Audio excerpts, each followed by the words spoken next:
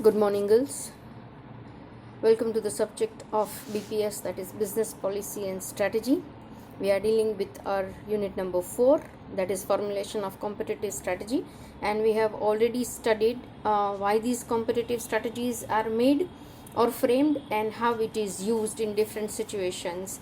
In the introductory part, we have seen that for any unit to survive or for any unit to grow, it needs different strategies. With the simple planning, it will not be able to make the best out of the resources that it has and the opportunities available in the environment. And that is why looking to the different situations, there are always that different strategies are to be framed and they are to be implemented as well.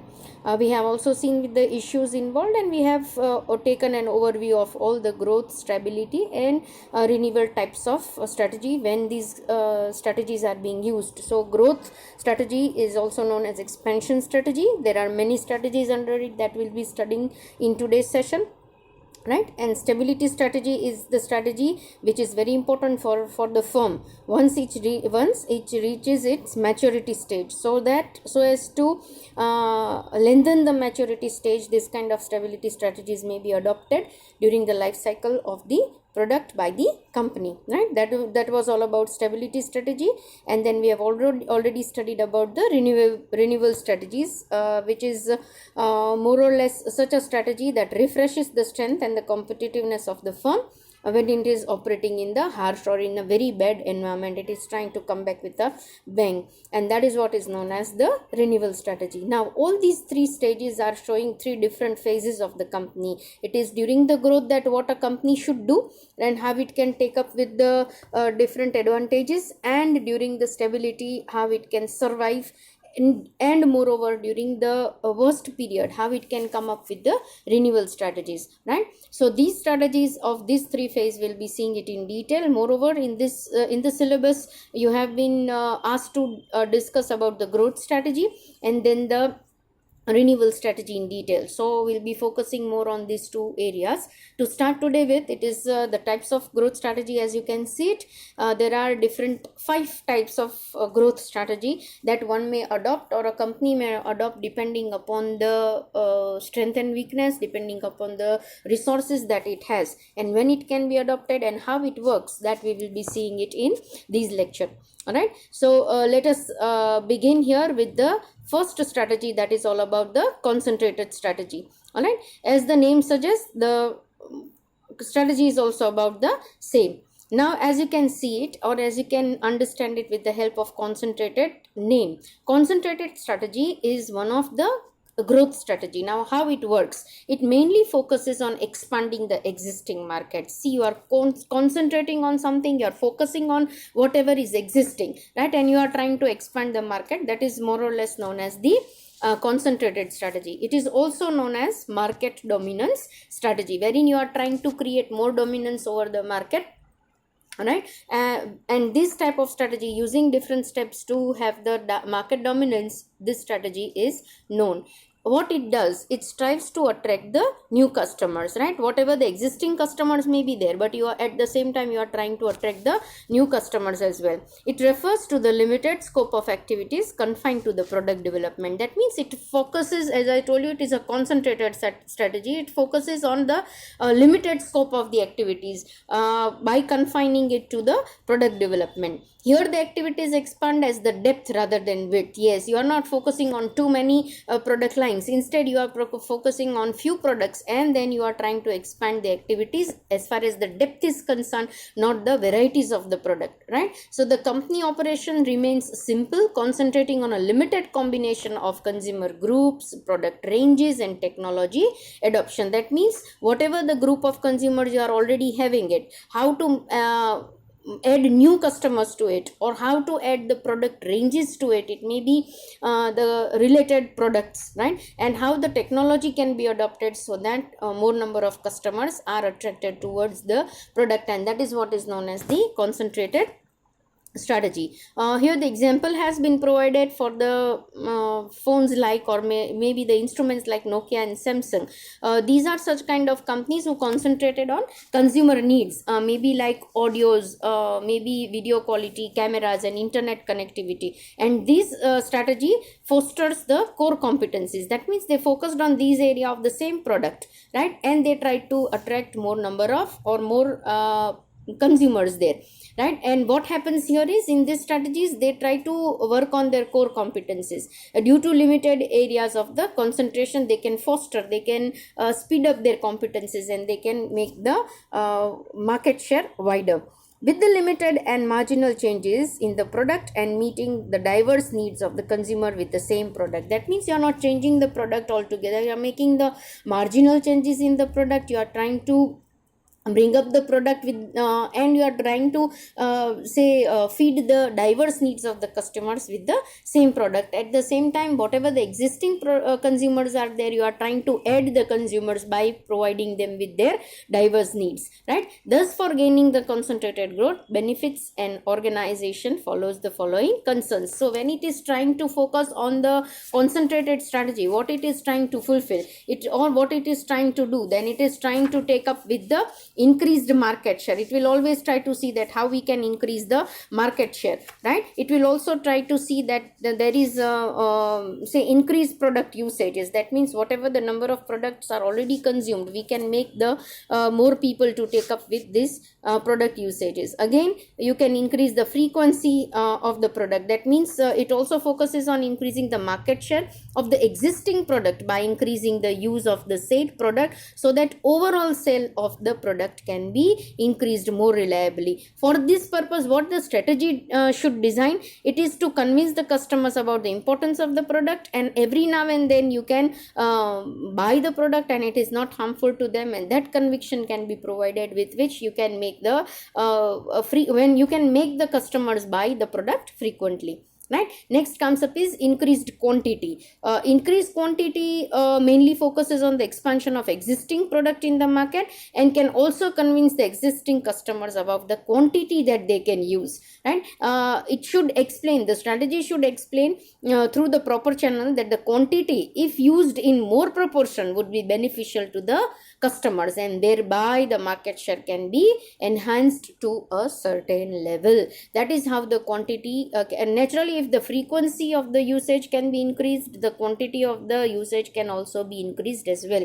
The next area that comes up is finding new application, right, for the current users. That means the concentrated growth strategy can also increase the market share by finding the new application for the current users, so that the total market share can be enhanced, as the customer will buy more in comparison of their previous purchases, as the product has new applications. If new applications are added to the product, then naturally the product quality will increase, the usage will automatically increase, and those new applications will attract the customers, current customers, to make the use of the product frequently, right? This is how the whole first strategy works out, that is said to be concentrated strategy, which is one of the growth strategy. Now we are moving towards the next one, that is concentrated strategy on the product development. As you can see it, what are the concentration on the product development strategy mean? That besides increasing the market share of the existing product, here the concern of the firm is to formulate for the product development also. Altogether, what happens here is, altogether a new product can be found out. Instead of concentrating on single product, here new product can be found out by the existing business, so that they can sustain and realize the expected growth. So this also makes the growth strategy stronger. That means by introducing the product development, right? So that is how, by introducing a new product to the market, you can have more number of people, you can increase to the market share. Then it involves substantial modification of the existing product. It can include this, right, that it can make a substantial changes in the existing product, or creating altogether a new product, but a related product can be there, so that to the current customers you can establish the same, you can focus the current customers through the established channels. So that is the best way to have the growth, that is through the product development. Here the thing is important is to carry out with the product development of the related items, so that what happens is that you can use the current channel also, and you can use the current customers also to buy the product. Some forms of concentrated strategy in product development are like focus on consumer groups, focus on product, or maybe focus on technology, right? That means by adding product features, by passing on with the new technology, or by focusing on few demand of the some consumer groups, you can have the new product development for the same market. So by doing such kind of changes in the new in the existing, or making a new product, you can create the growth of the market. As you can see, the advantages and the limitations of the concentrated strategy are already available in your text. Like it gives the advantages of the the firm can get, with the help of concentrated on a narrow ranges of the consumers and technologies, products and technologies. It enables the specialization and development of core competency, as we have discussed earlier also. Number two, what it helps to have the improve the competitive strength of the firm as regards to say price or product differentiation. The third advantage of these strategy is they are able to identify the opportunities in the new development and trends of the industry, and that is how they can make use of their core competencies, and they can bridge with the opportunities available in the market. This is how the advantages can be gained by the concentrated strategy. If they have the set of advantages, naturally the limitations are to follow. What are the major limitations? Let us see it. The limited range of operation increases the business risk naturally under the dynamic environment. When the environment is dynamic, when the operations are limited, right, then the business risk increases. Sudden changes in the substitute product, consumer preferences, or technological innovation can create a great disturbance to the entire production flow. So that also point has to be kept in mind. Next comes up is the saturation of the market does not avail the growth of opportunities. That means if the market gets saturated, then even if you are trying to grow the number of customers, or you are trying to increase the market share, that will not help you out. So saturation of market is a big challenge. Next comes up is it has to face a risk of putting all the eggs in one basket. Yes, that means you are taking up with the limited range of the operation. So naturally we have said in the first point itself that it increases the business risk. So it is a situation in which you are putting up all the eggs in one basket and making the whole scenario risky for the company. Next, it puts a limit on the use of creative ability of the human resource because of the limited play field. You are trying to focus on few items, or maybe you are trying to develop few related product development. So what happens is the creativity ends to an extent. Again, the cyclical and seasonal demand trends create idle capacity. Yes, when the product is such which is having the seasonal or the cyclical demand, then at that time it may be the idle capacity that may be more, and that creates again the problem for the management. This is how the set of advantages and limitations related to concentrated strategy can be understood, right? So first, what we have done, first strategy was about the concentrated strategy. Here we are talking about the products concentration, and then we are moving towards the third important growth strategy, that is known as the integration strategy. Now what is this integration strategy all about? Again, the name suggests everything. Integration means to getting it together, right? As you can see it in the chart, there are mainly two integration strategy. One is vertical integration, and the other one is the horizontal integration. Vertical integration means in a straight line the integration is there. As you can see it, one is forward integration and the other one is backward integration. With the help of a particular example, we'll try to sort it out. When we talk about vertical integration, it is also known as forward and backward integration. It means there is a unification of firm's activities, right? How the activities are getting unified. Unified means to getting it together.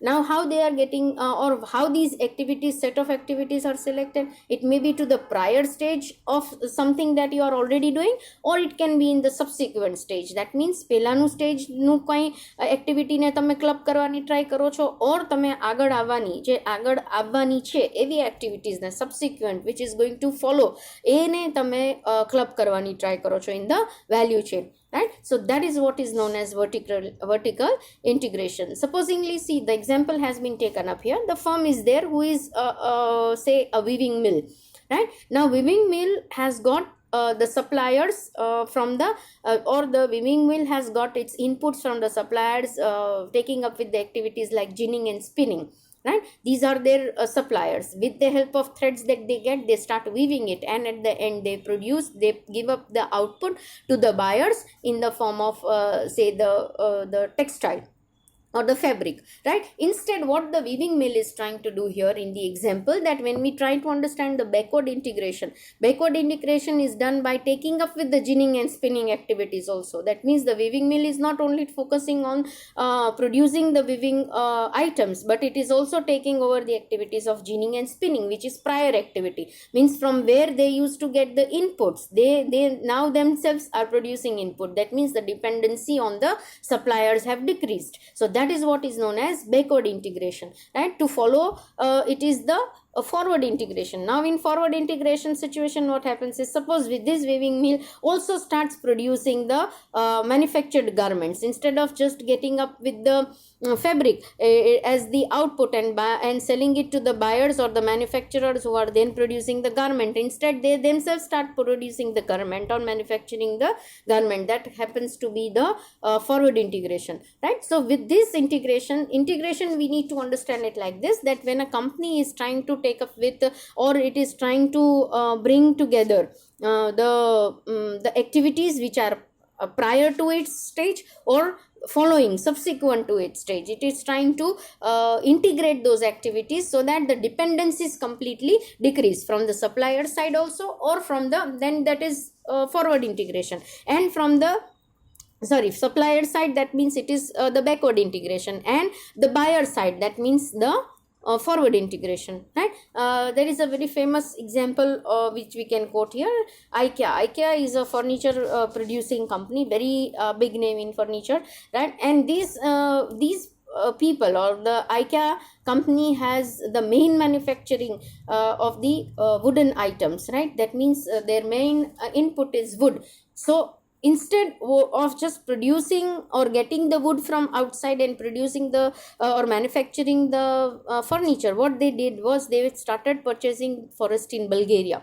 Now what is that? That means they are integrating the activity from where they get the raw material. That means from the forest, from where they get the raw material, they have also started purchasing that. That means they are integrating, which is known as a backward integration. That means they are moving towards the say raw material side, and they are also trying to decrease the dependency of the suppliers, and they themselves have created, or they themselves have purchased the forest, and they are making use of this wood from the forest in Bulgaria. So that is what is known as backward integration, right? So integration helps to reduce the dependencies on the outside activities, as I told you. So what happens is, it can either be in the supply of the input or during the sale of the output of the firm. In each case, the name will change. That means when you are moving towards the supply side, then it will be the backward integration, and when we are moving towards the selling side of the activity, that means it is towards the output or the buyers, and that is why it is said to be the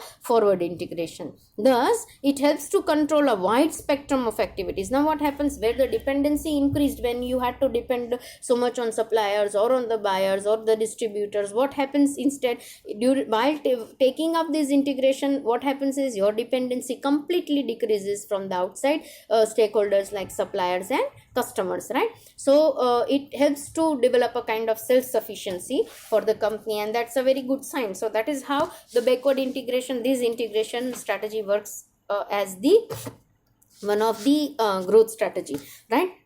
This is what, and when integration comes up, there can be two types of integration, that is said to be the backward integration or the forward integration, right? As you can see it here in the diagram also, that there is a distribution which is at the center going towards the backward arrows, that means manufacturing or maybe towards the raw material. That is going to tell you about the backward integration, as I told you. And moving forward, that means moving towards the retailing or maybe the after sales services also active. These also activities, if you take up, then that goes to in forward integration, right? So with these two things, the integration for vertical integration as a part of integration theory or the strategy gets over here. Then comes up in the series, as you can see it, the second type of integration strategy, which is known as horizontal integration. You must have come across the words like acquisition, mergers, or strategic alliance. Now acquisition, mergers, yes, we know it well, right? And the strategic alliance, we will have to study it quite in detail. Now coming to this horizontal integration, how these works. Then horizontal integration is when a business grows by acquiring a similar type of company in their industry at same point of supply chain. That means the same group of activity is being acquired or company is being acquired. Vertical integration is when a business expands by acquiring another company that operates before or after them in the supply chain. So horizontal integration and vertical integration is not the same, because horizontal integration is when a business grows by acquiring, by taking over the other company, right, or doing the same type of work. Suppose if it is the distribution work that is taken up by the company, then it is the next firm who is taking up with the distribution activity. They are being merged together, they are being acquired by the original company. That means same point of supply chain is being acquired by the company. There is no going backward or forward, which is there in vertical integration, right? Then horizontal integration is such a kind of strategy where a company does is acquires, mergers, or takes up with the takeovers of the another company in the same industry value chain.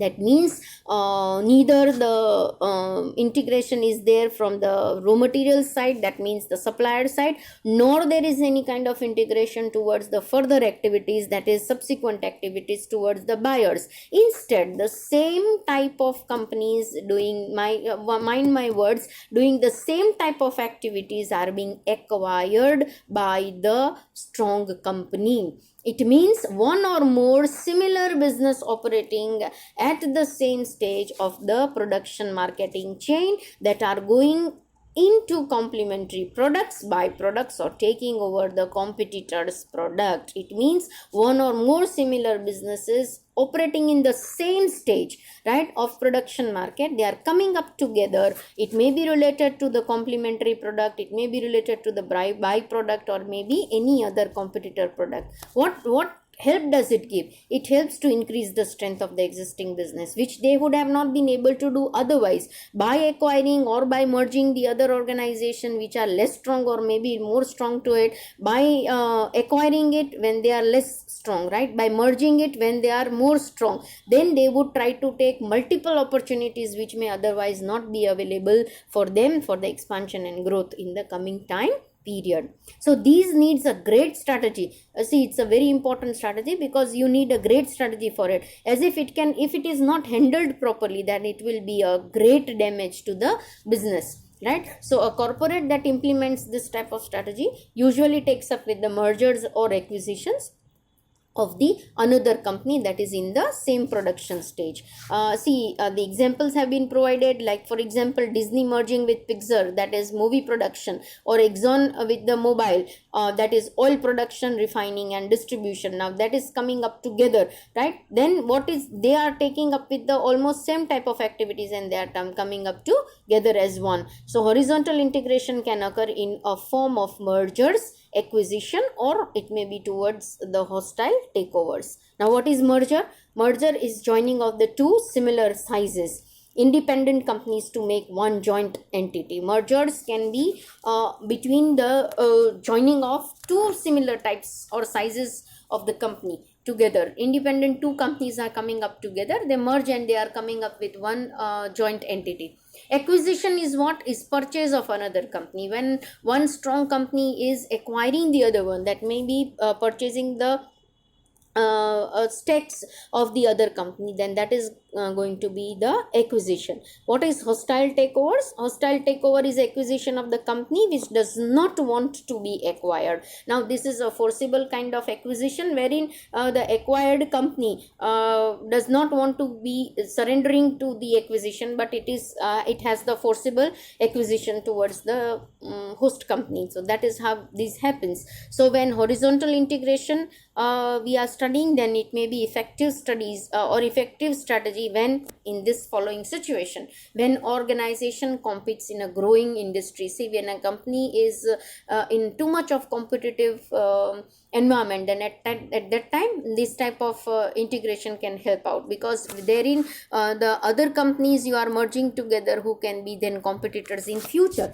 but you are in beforehand you are trying to safeguard your interest. On the other hand, in the situation like competitors lack of some capabilities, competencies, skills or resources that the other company may already possessing it, other companies may be having it and your company may not be having it, then at that time it may be the best way to take up with the integration, right? Or maybe acquiring those capabilities, competencies or skills which are not there, which are absent in your own company but present in the another company. You can get it through horizontal integration. Again, economies of scale would have significant effect. You can economies of scale is what? Making the mass production and decreasing per unit production. So that can be done with the help of such kind of horizontal integration, right? And the organization has sufficient resources to manage mergers and acquisitions, M&A. That means the organization when has enough resources to manage mergers and acquisition, only at that time it can go for horizontal integration. See, the following diagram illustrates the HI, that is horizontal integration in manufacturing industry. See, manufacturing industry, how the merger takes up. As you can see it in the diagram, it is A plus B. That means two different entities, they are merging as A plus B plus C, and then it comes up as A, B, C at the end, right? The different identity. What is acquisition? Acquisition is A acquiring B, right? A is equal to A plus C. That means these companies are being, B and C companies are being acquired by A, and then it's A as a whole company which has the company acquired which are under the name of B and C. So HI can be carried out through such kind of mergers and acquisitions. At the same time, it can be taken up with the strategic alliance also. Now, studying the strategic alliance in a different lecture, I think would be better. Today what we have done is we have taken up with two different or instead three different types of growth strategy. That is concentrated strategy, wherein we are focusing on the same type of product or same product. Concentrated strategy on product development, that means new product is being evolved and altogether we are trying to increase the market to share. And the third one is integration with the help of two strategies mainly, that is vertical integration, that is including backward and forward integration, wherein backward integration suggests towards the raw materials and forward integration suggests towards the buyers or the consumers, right? Whereas there can be another integration type that is known as horizontal integration, which indulges into it maybe the mergers, maybe the acquisitions, or maybe the strategic alliance. As far as the mergers acquisitions are concerned, with the help of diagram it is quite clear. And the third type, that is strategic alliance, which may be important from the examination point of view, that we will study as a different short note when we meet next in the next session, right? So for now it's the ending up of this session, and when we meet next we'll be taking up with the strategic alliance, right? Till we meet next, it's a goodbye from my side. Take care of yourselves and thank you.